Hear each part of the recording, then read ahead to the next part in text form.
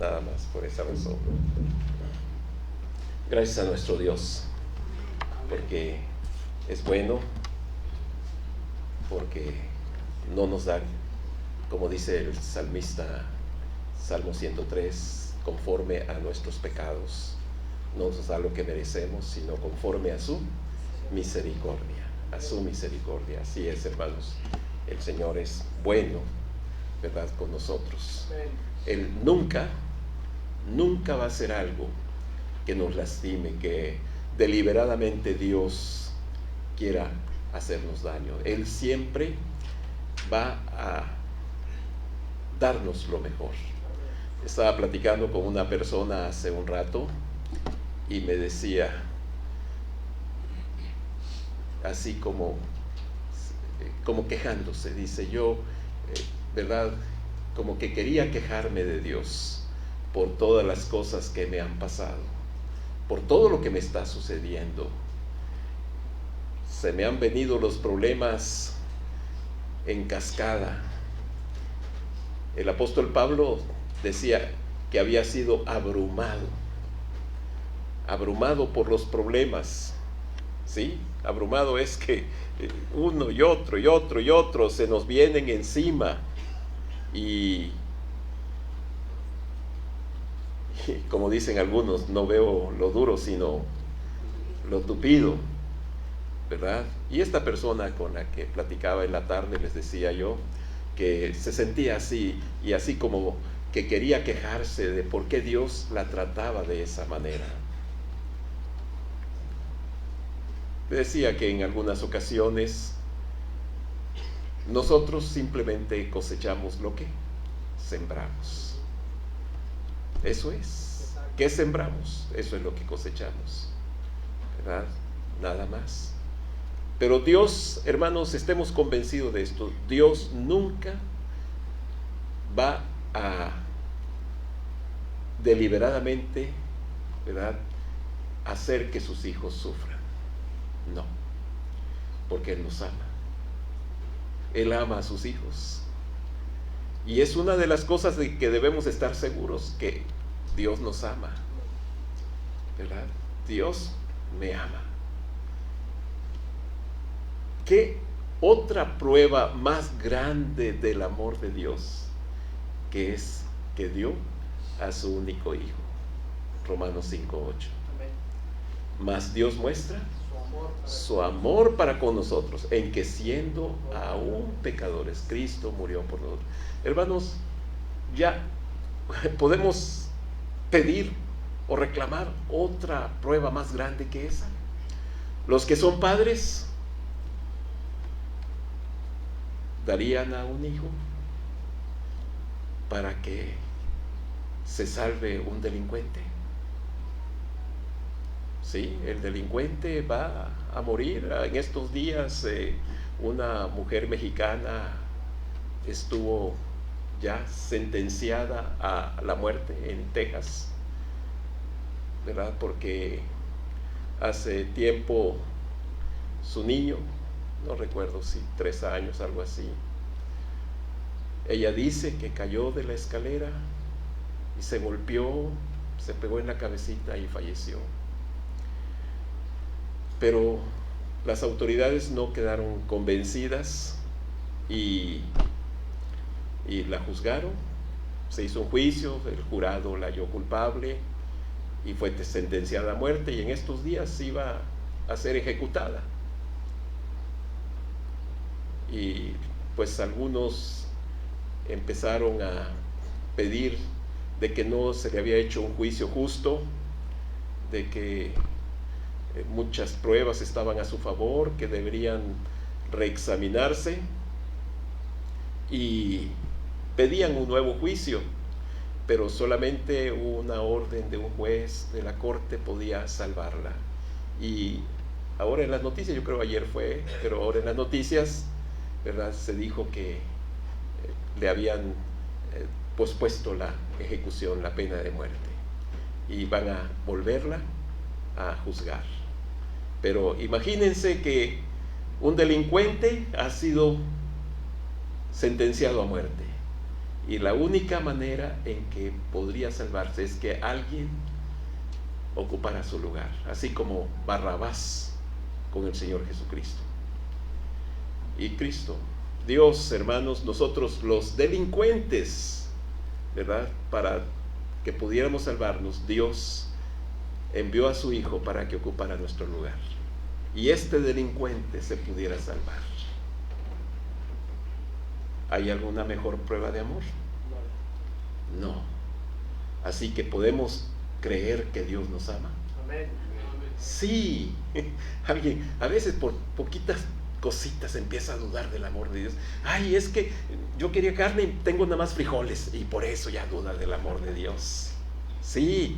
Alguien por otras razones, ¿verdad? Quería comprar alguna cosa. No puedo comprar, no puedo comprar ese clima que tanto quiero, ¿verdad? Y tengo que conformarme con un abaniquito. Yo creo que Dios no me ama.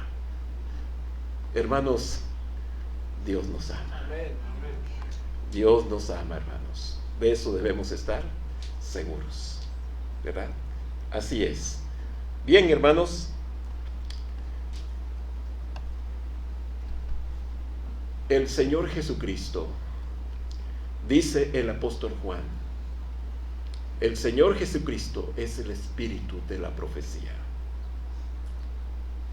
Desde Génesis hasta Apocalipsis, todas las profecías de alguna manera se refieren al Señor Jesucristo. En Génesis, por ejemplo, Moisés nos dice que la simiente de la mujer, ¿verdad?, mataría a la simiente de la serpiente. ¿De quién está hablando? Del Señor Jesucristo. Y a través de cuadros y figuras vemos en el Pentateuco y en muchos pasajes cómo se refieren al Señor Jesucristo. El Señor Jesucristo, cuando estuvo aquí en la tierra, ¿verdad?, Él les decía: de mí escribió Moisés. ¿Cuándo habló Moisés del Señor Jesucristo? Juan 3.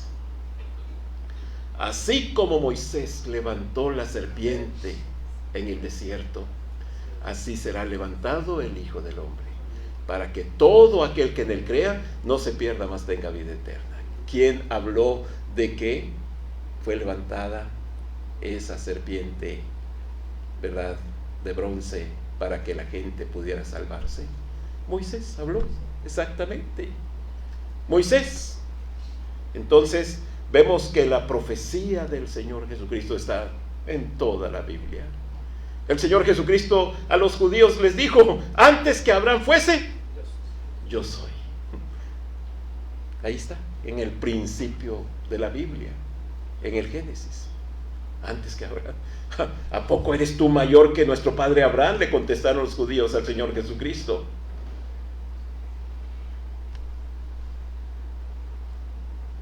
Aquel cordero sería inmolado y estaba preparado desde antes de la fundación del mundo, el Señor Jesucristo. Así que, hermanos, a través de toda la Biblia estamos estudiando Apocalipsis. Son profecías.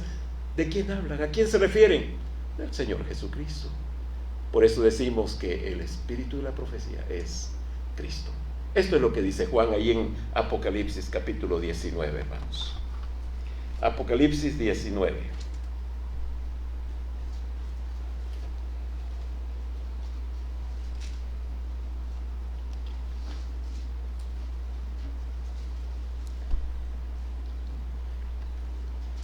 Versículo 10.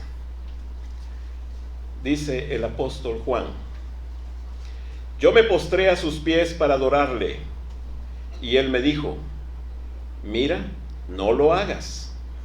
Yo soy consiervo tuyo y de tus hermanos que retienen el testimonio de Jesús. Adora a Dios, porque el testimonio de Jesús es el espíritu de la profecía. Eso es lo que les empecé diciendo en esta tarde, hermanos. Nuestro Señor Jesucristo es el espíritu de la profecía, ¿verdad? Así es, la sustancia y la esencia de la primera profecía en la Biblia es el Señor Jesucristo. Y así, en toda la Biblia, vemos que se refieren al Señor Jesucristo en la Biblia. Bien, hermanos, vamos a continuar ahora. Estamos viendo lo que es la segunda venida de nuestro Señor Jesucristo. ¿Cómo vino la primera vez? Decíamos, hermanos, humildemente. Sí, nació en un pesebre como el más pobre de los mortales. ¿Alguien de los que estamos aquí ha nacido en un pesebre? No, por lo menos había un techito, algún lugar, ¿verdad? ¿Dónde nacer? Sí, nacimos. Muy humildemente, posiblemente, pero creo que nunca vamos a igualar el nacimiento de nuestro Señor Jesucristo.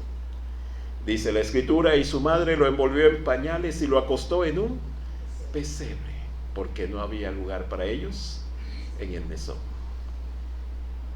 Cuando viajábamos en un autobús de Jerusalén a Belén, el guía era un guía palestino, nos hacía preguntas, ¿verdad?, cuando íbamos a visitar el supuesto lugar del nacimiento del Señor Jesucristo, ¿verdad? Y nos dice, ¿por qué nació el Señor Jesucristo en un pesebre?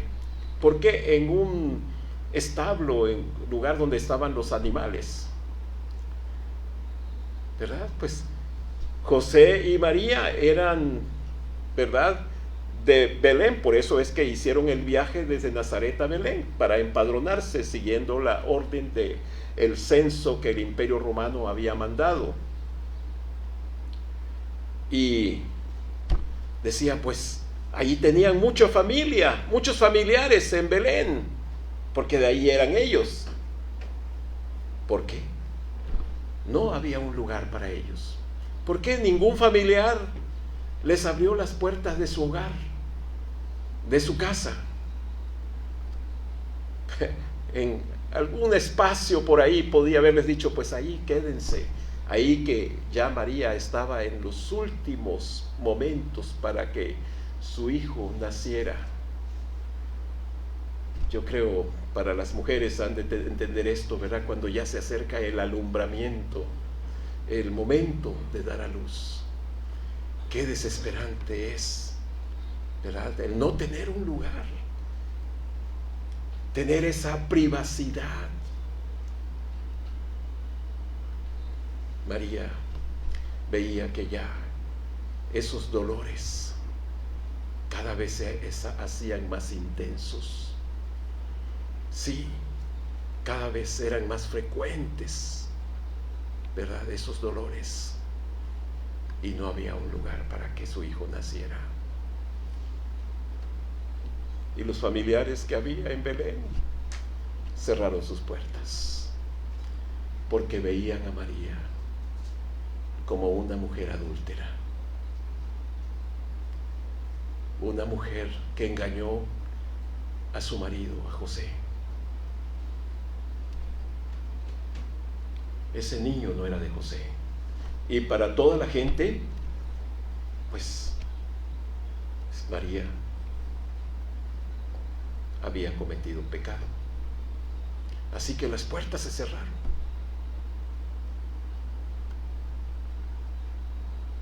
Bien, Jesús nació en un pesebre. En un pesebre. Ahí en Megiddo, pasando por estos lugares, ¿verdad? Ahí en Megiddo vimos un pesebre, no de madera, sino de roca, ¿verdad? Y pudimos ver, es un lugar, un cajón, vamos a decirlo así, donde se le da de comer a las bestias, a los animales. Bueno, esa fue la primera cuna que tuvo nuestro Señor Jesucristo. Así como las mamás que hoy en día se preparan para cuando llegue ese deseado, ese hermoso bebé y tener dónde ponerlo. Cristo, su cuna fue un pesebre. Cristo vino la primera vez, hermanos, de la manera más humilde a esta tierra. Vivió siempre predicando el arrepentimiento, el amor. Vivió una vida de humildad. En una ocasión subió a un pollino de asno, y entró a Jerusalén de la manera más humilde. Murió, resucitó al tercer día,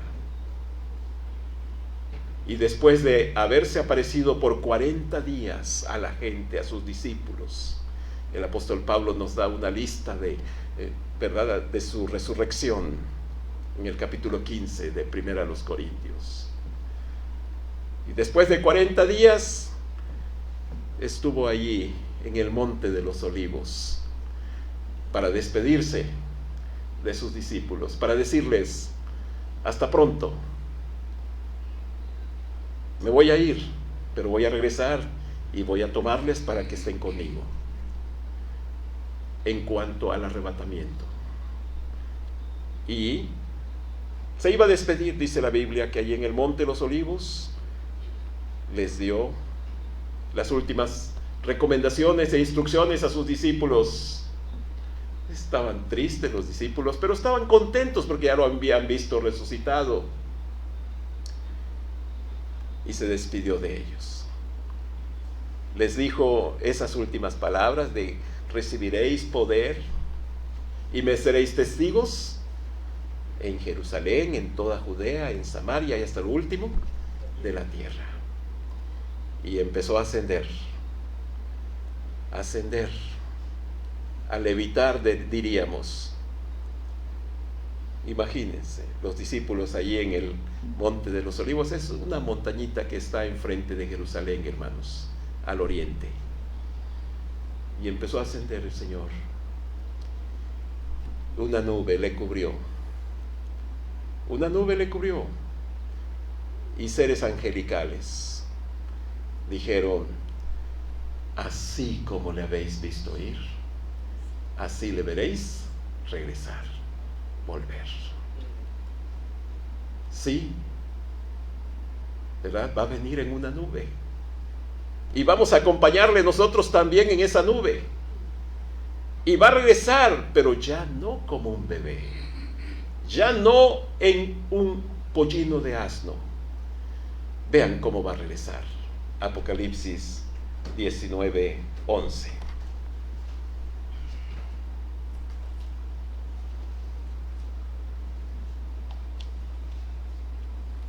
Entonces vi el cielo abierto, y he aquí un caballo blanco, y el que lo montaba se llamaba Fiel y Verdadero, y con justicia juzga y pelea.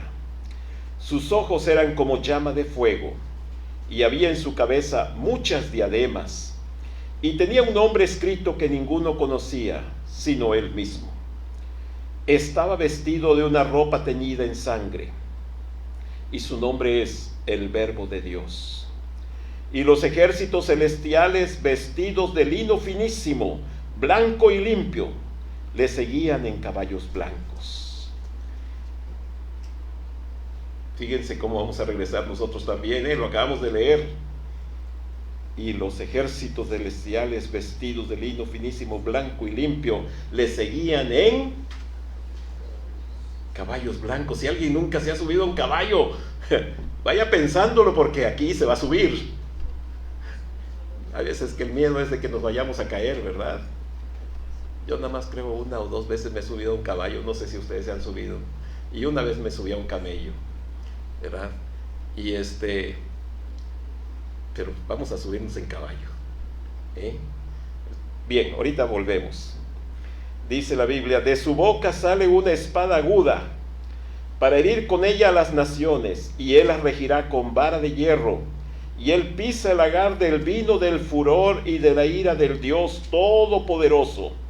Y en su vestidura y en su muslo tiene escrito este nombre: Rey de Reyes y Señor de Señores.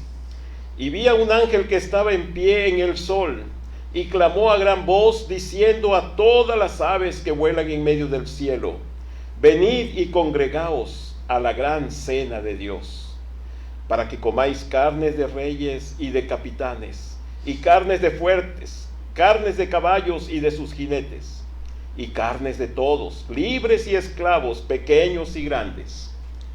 Y vi a la bestia, a los reyes de la tierra y a sus ejércitos, reunidos para guerrear contra el que montaba el caballo y contra su ejército. Y la bestia fue apresada, y con ella el falso profeta, que había hecho delante de ella las señales con las cuales había engañado a los que recibieron la marca de la bestia y habían adorado su imagen. Estos dos fueron lanzados vivos dentro de un lago de fuego que arde con azufre. Y los demás fueron muertos con la espada que salía de la boca del que montaba el caballo, y todas las aves se saciaron de las carnes de ellos.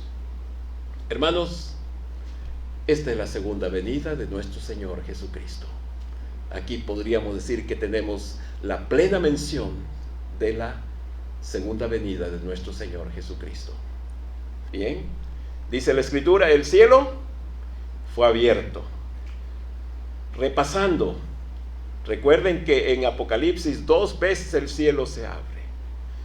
La primera vez para recibir a alguien que sube, y la segunda vez para alguien que desciende, que baja. En esta ocasión, ¿verdad?, es el Señor Jesucristo.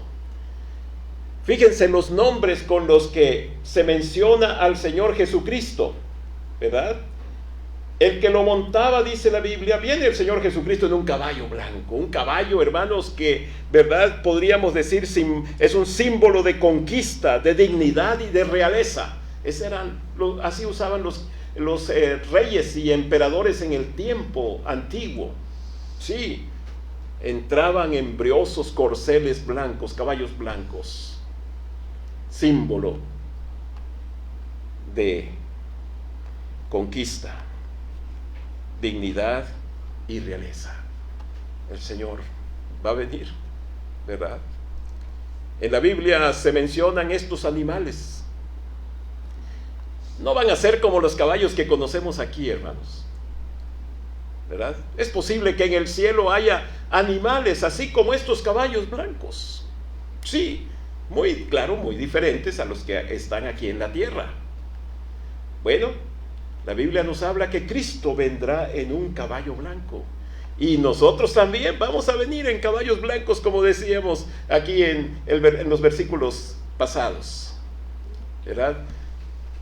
Es emocionante, hermanos, cuando uno se sube a un caballo. Por eso les digo, quizás alguno no se ha subido a un caballo, va a ser su primera vez. No va a tener miedo, porque el miedo ya no existirá. Ya no existirá. Aquí es donde tenemos miedo, hermanos. Aquí en la tierra nos asustamos. Los truenos, los relámpagos, la oscuridad. Algunos le tienen miedo a la oscuridad, ¿verdad? Sí, algunos tan grandotes y le tienen miedo a la oscuridad. Ya no existirá el miedo, el temor. Ya no. Hermanos, bueno, hay mucho que añadir, ¿verdad?, que decir sobre esto, pero el Señor Jesucristo viene y aquí se le menciona con varios nombres. Se le llama fiel y verdadero. ¿Qué otro nombre? Ayúdenme a encontrarlos. Dice el versículo 12, un nombre escrito que nadie conoce. Bueno, ese día lo vamos a conocer, porque vamos a ver ese nombre escrito en el Señor Jesucristo. Nadie conoce. Ahí va a estar ese nombre. Otro nombre, el versículo 13, su nombre es el Verbo de Dios. Versículo 16, Rey de reyes y Señor de señores. El Todopoderoso, hermanos. El Todopoderoso, nuestro Señor Jesucristo. Rey de reyes y Señor de señores. ¿Qué otro título más superior o supremo le podemos dar? Rey de reyes y Señor de señores. Ahí tenemos, creo, un cuadrito abajo, ¿verdad?, que que también está escrito. Hermanos, aquí podríamos detenernos un ratito, ¿verdad? Nada más así ligeramente. Fiel y verdadero. Nuestro Señor Jesucristo es fiel. Es fiel. Lo que dice lo cumplió y lo ha cumplido y lo cumplirá. Si Él dijo que va a regresar, que va a volver, es porque va a regresar, hermanos. Sí, algunas personas a veces dudan o piensan que, así como cuando nació, que nadie lo esperaba cuando nació. Nadie, no, ya hace mucho que dicen que va a nacer. Hoy en día, no, hace mucho que dice que va a regresar, que va a volver. No, el Señor Jesucristo va a volver, hermanos, porque Él es fiel. Él es fiel. Me gustan las palabras del Señor Jesucristo, ¿verdad? Allí en Mateo 28:20. Y he aquí yo estoy con vosotros todos los días. Todos los días. Hay veces que, ¿verdad?, vemos todo oscuro, todo gris, todo triste, todo deprimente, todo caótico. Y pensamos, hoy yo creo que el Señor no está conmigo. Creo que hoy se olvidó de mí. Creo que me abandonó. Así como esas huellas en la arena. Me dejó solo. No. El Señor dijo, yo estoy contigo todos los días hasta el fin del mundo. Él es fiel. ¿Saben? ¿Saben quiénes somos los que abandonamos al Señor? Los que lo dejamos. Nosotros. Porque aunque fuéramos infieles, Él permanece fiel. No puede negarse a sí mismo. Él es fiel y verdadero. Verdadero porque lo que dice es la verdad. Siempre dice la verdad. Nunca. Él es el único, hermanos, que pudo decir, ¿hay algo de que me acusen? ¿Hay algo de que me acusen, que digan que no es cierto? Nadie decía nada. Todos aquellos que se levantaron hablando en contra del Señor Jesucristo, hermanos, eran mentiras. Mentiras. Él es el único que pudo decir, digan, ¿en qué he hecho mal? ¿En qué he pecado? Y nadie podía decir. Él es fiel y verdadero, hermanos, ¿verdad? Y el verbo de Dios, otro nombre que se le da, Juan 1:1. En el principio era el verbo, y el verbo era con Dios, y el verbo era Dios.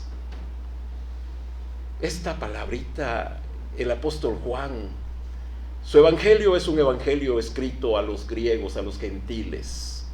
Y Juan trasciende, hermanos, su teología y se va hasta la eternidad. Porque los demás evangelios nos hablan de que cuando Cristo nació, su genealogía, trazando la verdad hasta Adán, Lucas, y hasta Abraham, Mateo. ¿Verdad? A propósito, ¿ya se aprendieron la genealogía del Señor Jesucristo? ¿Sí? ¿Verdad? No. Adán, Set, Enos, Cainán, Mahalalel, Jared, Enoc, Matusalén, Lamec, Noé, Sen, Arfaxad, Cainán, Sala, Eber, todavía no se la han aprendido. Bueno, sigan aprendiéndosela, hermanos. ¿Verdad? Sí. Juan nos habla de la eternidad del Señor Jesucristo. Esta palabra griega, logos, en arquei enjo logos, en el principio era el verbo, logos.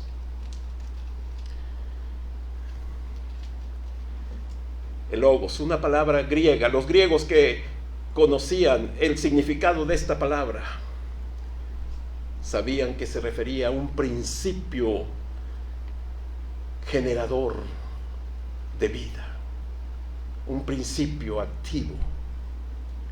Ese era el verbo de Dios. Dice la Biblia, Rey de reyes y Señor de señores, el Todopoderoso. el Todopoderoso. Dice el versículo 12, hermanos, sus pies. Estamos hablando de cuando el Señor Jesucristo viene, hermanos, y Juan lo está describiendo, su aspecto de este Rey de Reyes, este Señor, este Verbo. ¿Verdad? Dice la Biblia, sus ojos eran como llama de fuego. Llama de fuego, esa llama, hermanos, que penetra. Sí, el Señor Jesucristo como esos rayos X, ¿verdad? Que nos descubren hasta lo más íntimo de nuestro ser. Nos conoce. Cuando el Señor Jesucristo estaba aquí en la tierra, Él sabía lo que la gente pensaba. ¿Se imaginan ustedes, hermanos, que alguno de nosotros pudiera tener ese poder de saber lo que ustedes piensan? ¿Verdad?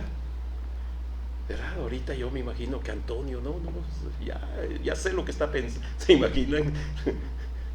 No, hermanos, gracias a Dios que no, ¿verdad? No tenemos ese poder. Pero el Señor Jesucristo sí lo tenía. Cuando aquellos fariseos cuestionaron su autoridad, ¿quién es este que puede perdonar pecados? El único que puede perdonar pecados es Dios. Y el Señor ya lo sabía. Ya lo sabía. En el Evangelio de Juan capítulo 2, ¿verdad? Se nos dice, ¿verdad? Que el Señor conocía los pensamientos de la gente. No tenía necesidad de que nadie le dijera nada. Nada de, Señor, te quiero decir cómo es la hermana Marta, ¿no? Señor, ¿quieres que te la platique? Yo ya conozco más o menos. Ya la sé, ya la conozco cómo es. No hay necesidad de que nadie le diga nada. Él conoce todo, hermanos. ¿Verdad? En su cabeza muchas diademas, ¿verdad? La Biblia dice, de su boca, versículo 15, de su boca sale una espada aguda para herir con ella a las naciones. Sí, de su boca, hermanos, ¿verdad?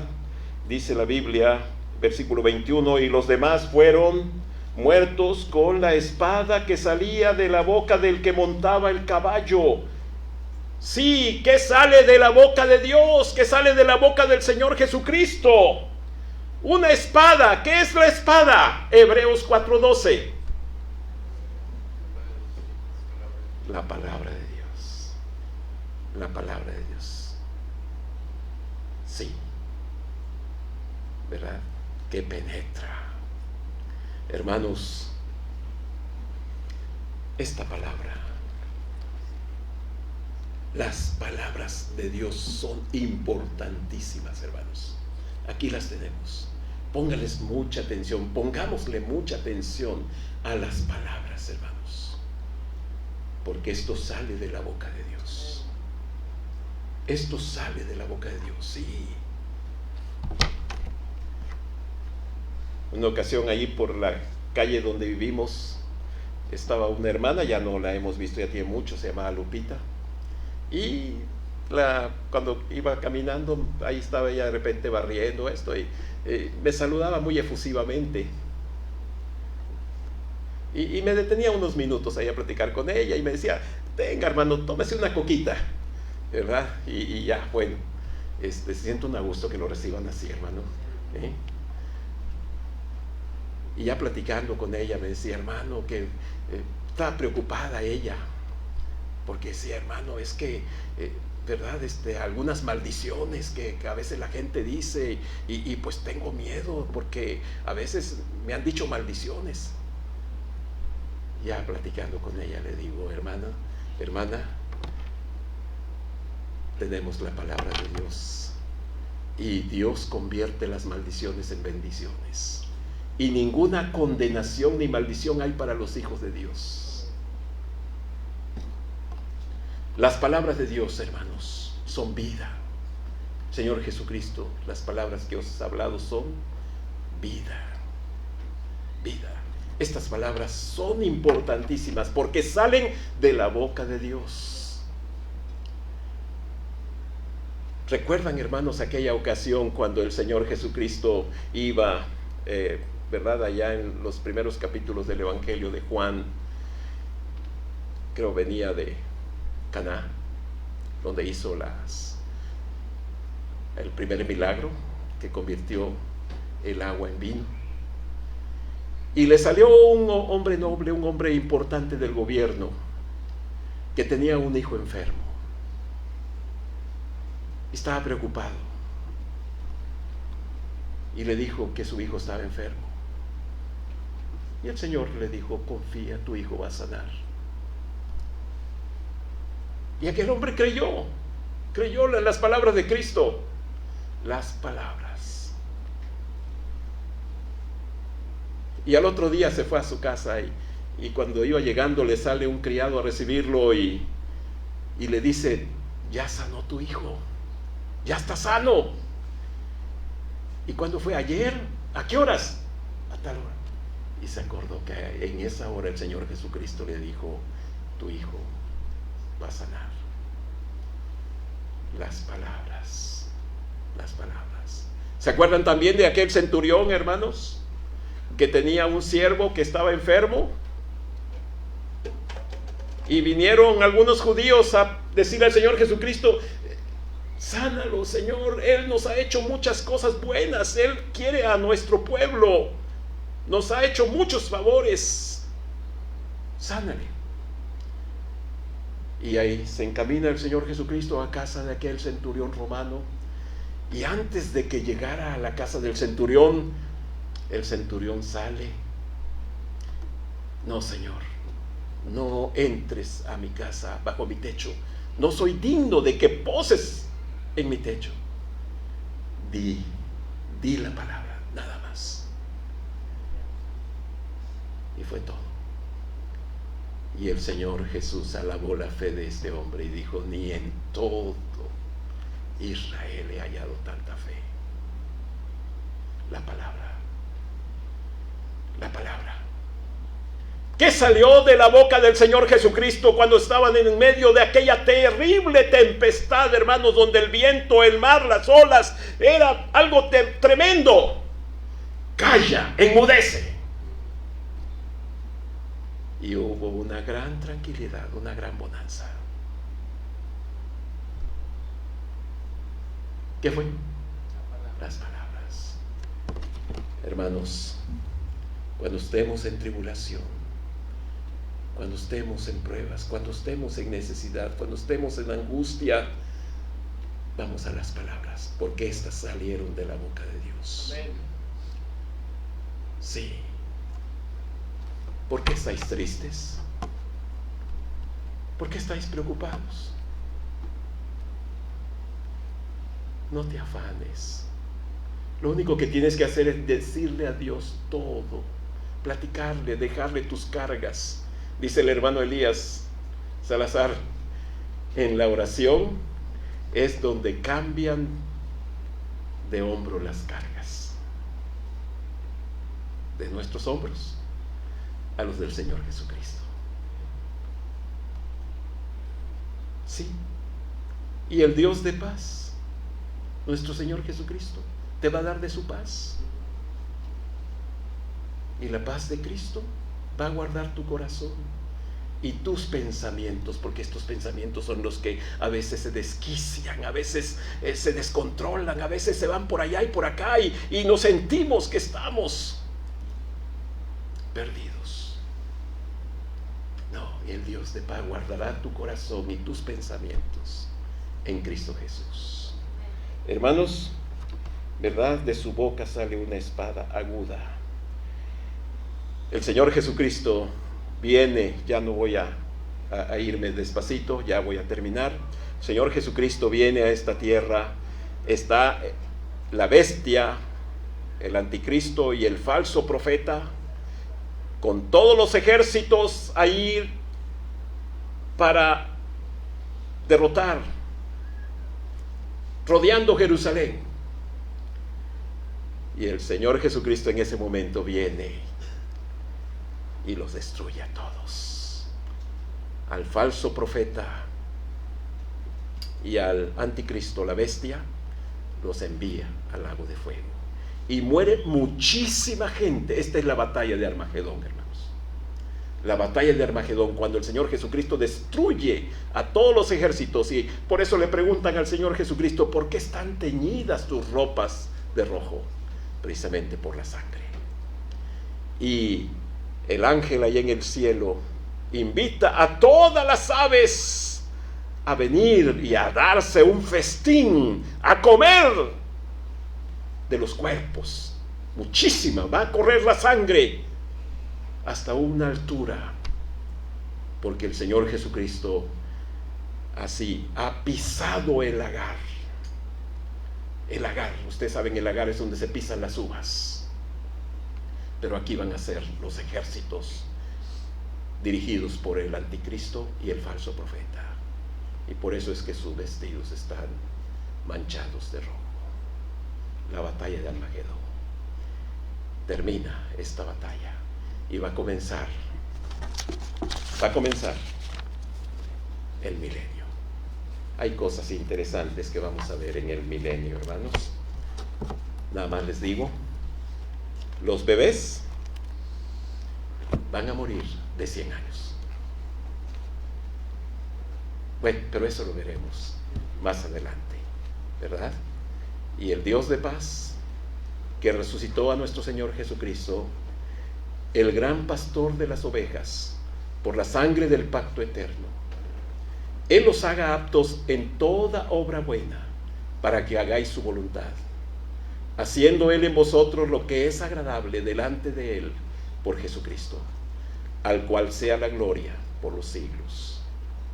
Y aquel que es poderoso para guardaros sin caída y presentaros sin mancha delante de su gloria con gran alegría, al único y sabio Dios nuestro Salvador, sea gloria y majestad, imperio y potencia, ahora y por los siglos. Amén. Amén.